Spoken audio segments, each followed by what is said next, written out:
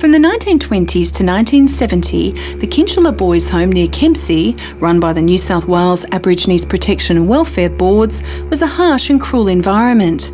Over the decades, it was home to hundreds of stolen generations boys.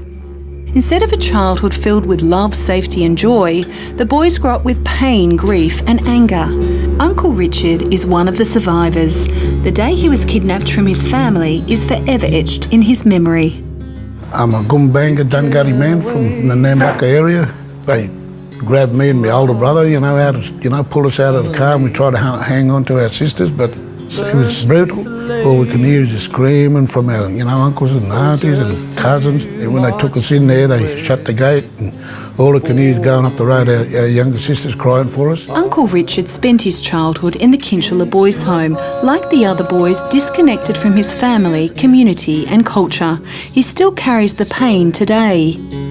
Inside Kinchela, the boys worked for food and were given numbers in place of names. And they told us that forget about a name, forget about a culture, forget about a spirituality. They just kept saying, look, you're not black, you're white. You're not Richard Campbell, you are 28.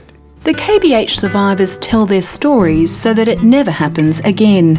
Supported by Caritas Australia, the Kinchela Boys' Home Aboriginal Corporation, or KBHAC, established by the survivors, is bringing healing and restoring the sense of dignity to the men through the Unlocking the Past to Free the Future program.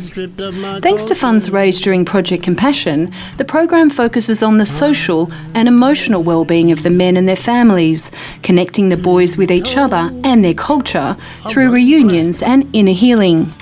Their experiences also have intergenerational effects on their families. The program helps the men to heal and rebuild relationships through truth-telling to prevent the experience of trauma through generations. Uncle Richard has drafted designs for a healing centre at Southwest Rocks, a site of significance for the KBH survivors and their families' journey towards healing. What we're trying to do is be a role model for our kids. We're still trying to get that tag of that number off our backs. For Uncle Richard, two turning points have helped him in his journey towards hope and healing. The first is the reconnection with his culture through his artwork, now internationally renowned. He's currently painting the story of the Good Samaritan. I'm telling my story as a Kinchela Boys' Home, That comes first, then my Gumbanga Dungari, and then the Bible stories. My spirituality is coming out, So Pope Paul II told all his bishops and cardinals to go out and embrace the Indigenous world because these people are closer to the spirituality than what we realise. Another path to healing for Uncle Richard has been reconnecting with his KBH brothers. Together they stand tall, brothers in arms, kindred spirits, neighbours and family. This tree, once a place of horror where the boys were often taken, stands as a witness to their determination to survive. Our bond has been KBH, and every time we see each other, our minds just go back, 40 years. They were my family.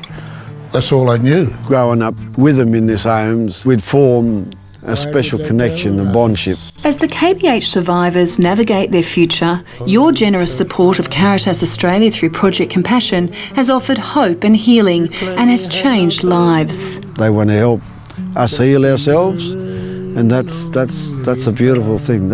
It's a godsend. What Caritas do, I appreciate it. They've helped us out a lot,